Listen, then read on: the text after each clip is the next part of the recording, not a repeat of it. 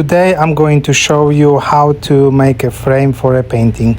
This is a piece I recently sold. It's from my Obey series created back in 2022.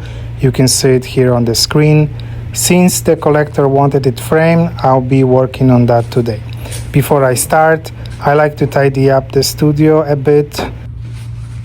Here is another painting and an example of a frame I'm going to use today, and I'm also making it for an upcoming exhibition. This is the painting.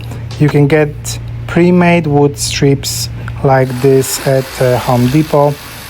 Today I didn't really feel like pulling up a full saw machine, so I used a smaller hand saw instead. Then I trimmed the edges with a guillotine to get a smooth 45-degree corner.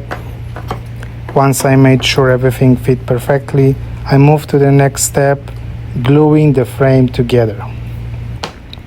Framing doesn't take long, but you do need patience. The glue has to set while you keep the corners aligned.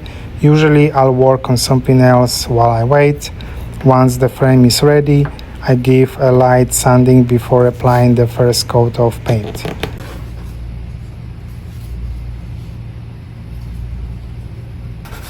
I use a type of paint that lasts for years and has a nice finish.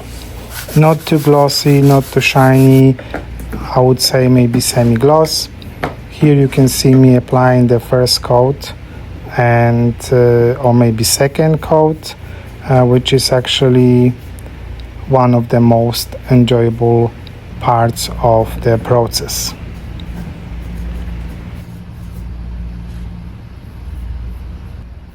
While the paint dries, which take a couple of hours, maybe less, I cut a piece of foam to fit the painting. This foam helps attach the artwork and creates a floating shadow box effect, adding depth to the final presentation.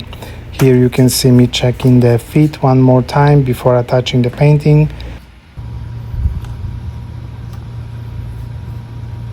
And here it is, framed with a smooth light border, easy to hang and ready to go.